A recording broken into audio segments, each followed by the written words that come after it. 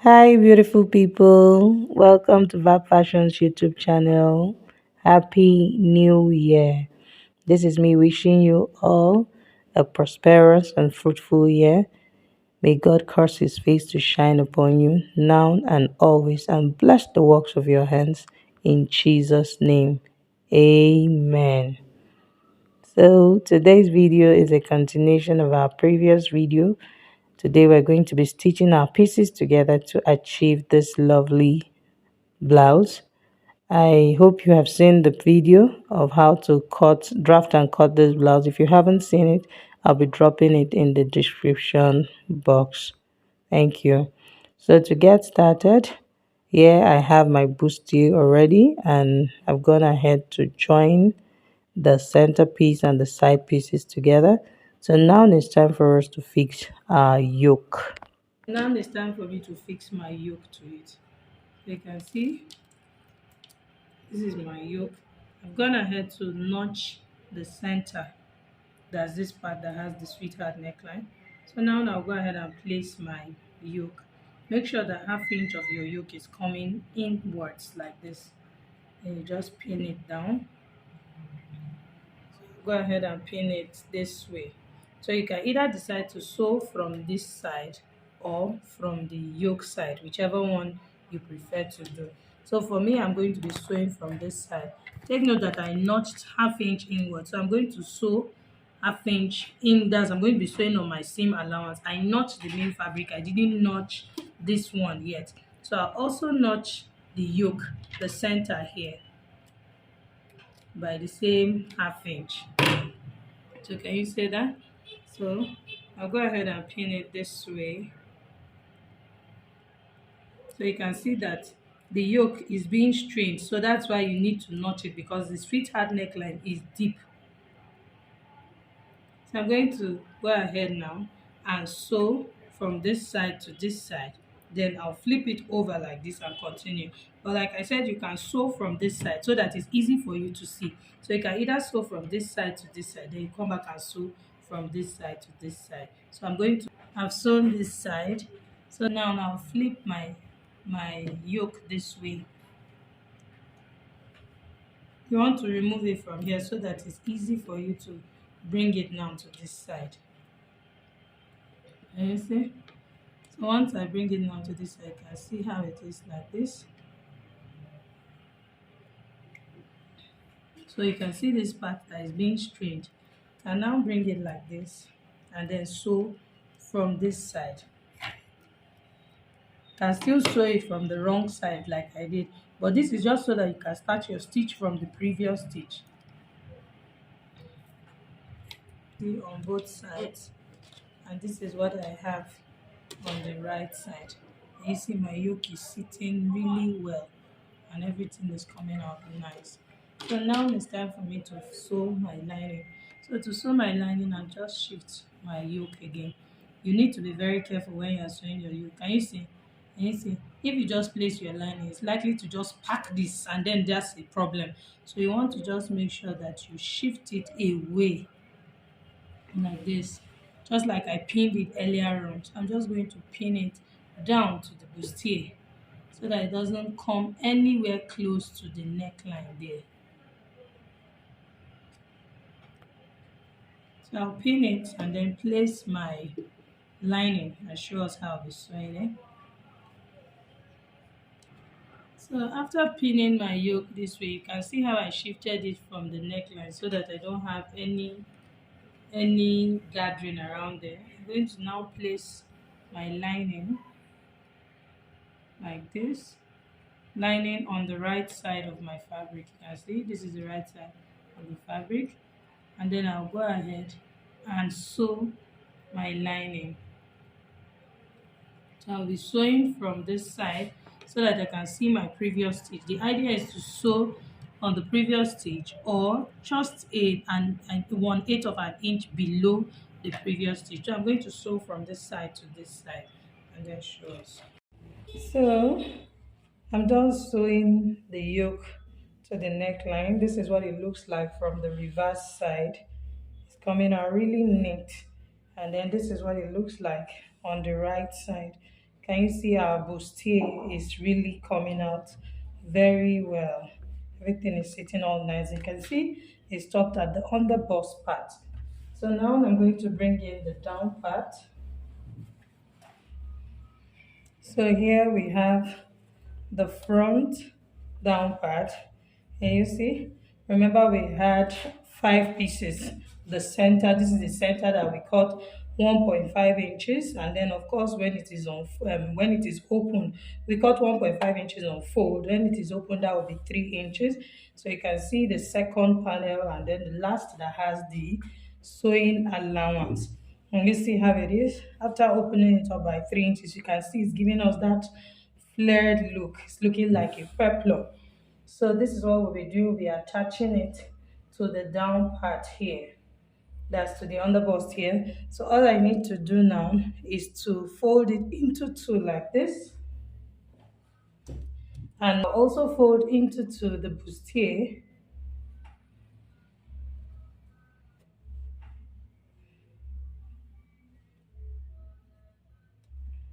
Then I'll also notch the center here. So here we're going to be fixing fabric to fabric, lining to lining. So the same thing I have done here is exactly what I did for my lining.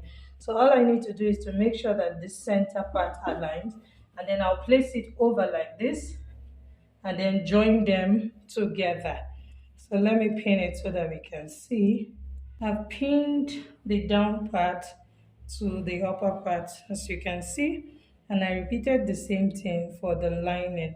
I'll be sewing lining to lining, fabric to fabric. You can see. So this is what I did. The seam allowance of my main fabric, I sewed bonings to it, plastic bonings, but I made sure to leave my ½ inch. This is to give it structure around the waistline. And if you take note, you will notice that my bonings are just 3 inches in length. Can you see? Just 3 inches in length, which is the distance from the underbust to the waistline. So I didn't allow my boning get to the part that begins to open up. That's the flared part. So if you take note of it, if you look properly, you will notice that the bonings stopped on the waistline. Can you see that? Before I now have my flare. This will actually help to give that tight fitting at the underbust area, to give the corset effect. Like I earlier said, you can make this with loops at the back, but my client wants to have zipper at the back. So I sewed my bonings to all the points. So I have 1, 2 here, 4 here, 6, and then 8. So I have 8 bonings on each of them. So this is invisible boning technique. You can see that you can't see my stitch from outside. I just sewed it to the seam allowance. I hope you understand. So that's exactly the same thing I repeated for my back piece. So let me bring in the back piece and show us. Repeated the same thing by sewing my bonings on the seam allowance lines. You can see I did it. I also have 8 bonings here too, and this topped from underbust to the waistline. So you can see that the bonings is not going into the flared part of the top. So, and I've also gone ahead to fix my zipper. You can see that this is my Ankara fabric, so my lining is not here yet. And you can see I've also fixed the yoke. The yoke is really simple, unlike the front that we have to follow a sweetheart neckline. It's just to sew it straight. Remember that when we were drafting, when we were plotting our yoke, I measured 4 inches.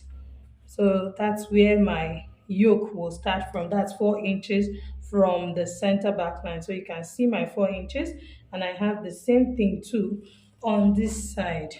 So here we're sewing lining to lining, fabric to fabric. So here is now my back lining, and then this also is the back lining. You see? So just like I did for the front, I'm going to be sewing the lining this way. You want to make sure that you take note of where the zip allowance is. This is the side with my sewing allowance, and this is the side with my zip allowance. Can you see? The side with the sewing allowance is quite bigger than the one with the zip allowance. So what I need to do now is to place the lining facing the fabric this way, like this. Let's go ahead and pin it. Make sure that the points are aligning. That's where you have your joining for the pieces or panels. So I'm going to open my zipper.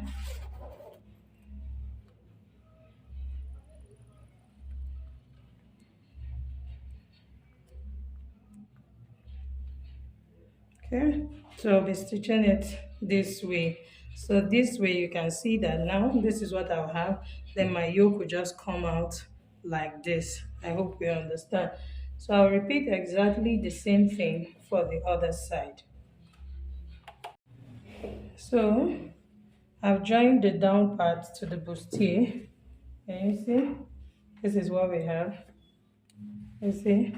So this is what it looks like from the inside, lining to lining. You can see how the flare opens up, and you can also see how the flare opens up for the main fabric. It's already giving the wavy look of a 6-panel blouse.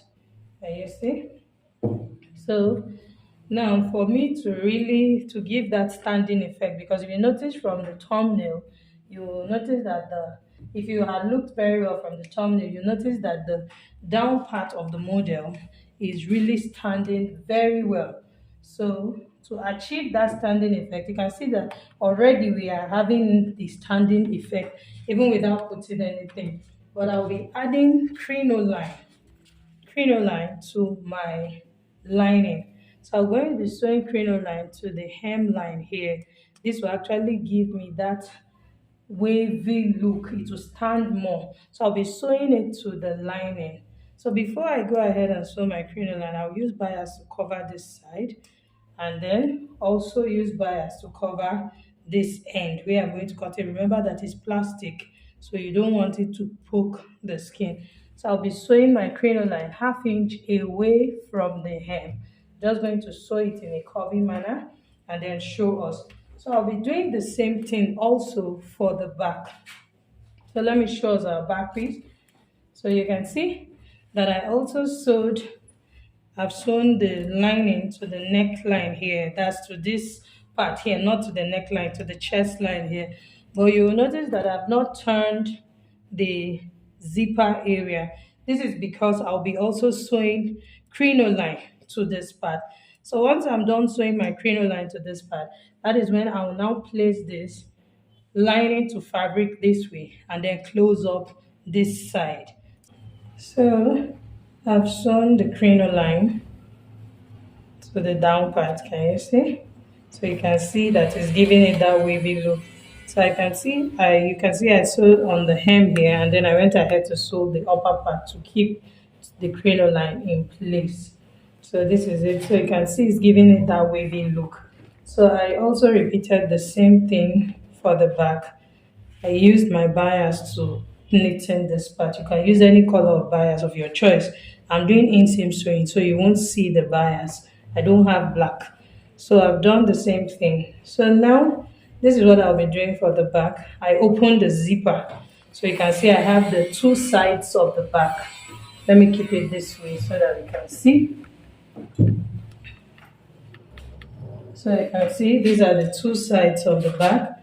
So all I need to do now is to bring the back this way and then stitch the hem down. I'll stitch the hem down.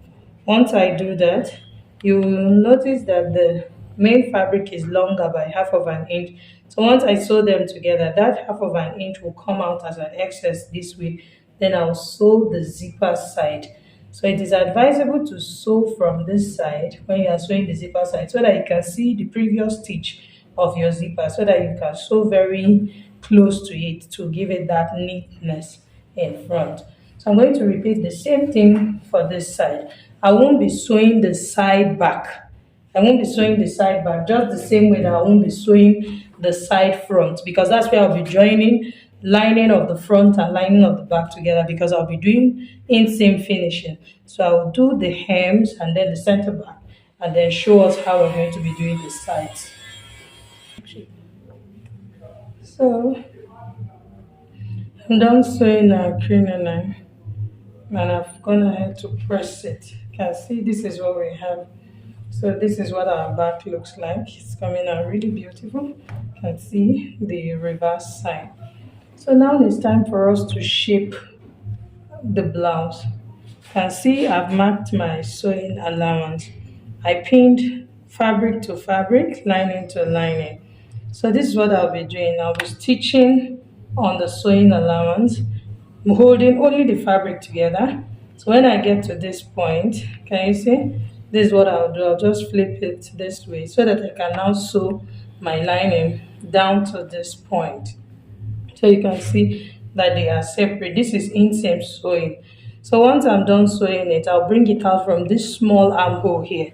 If I notice that it's too difficult because of the bustier, of course it's going to be big, I will look for one of the seam lines to just lose a little so that I can use it to bring it out.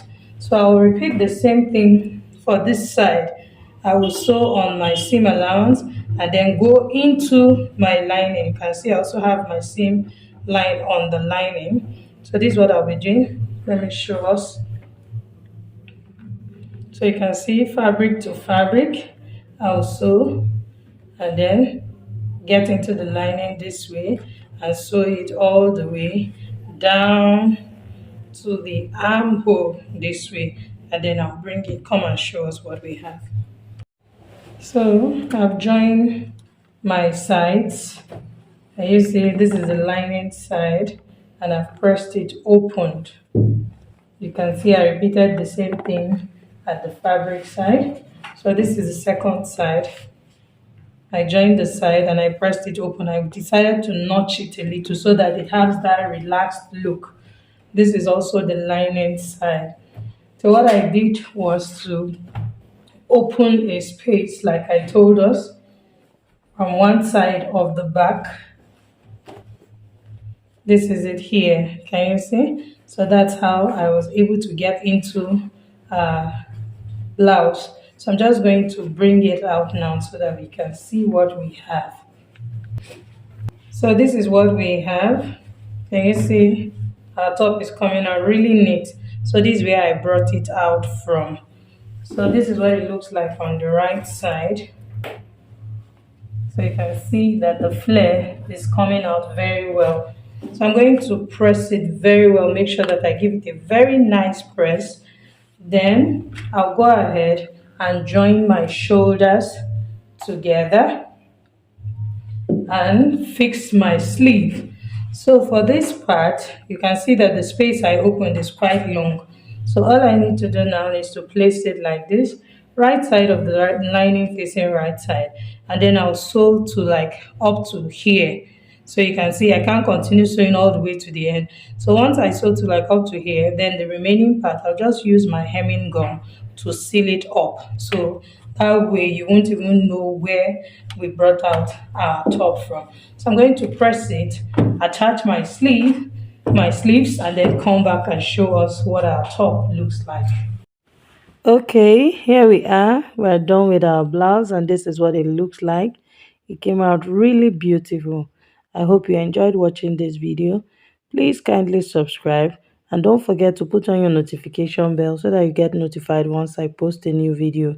Thank you for watching. See you in my next video. Bye.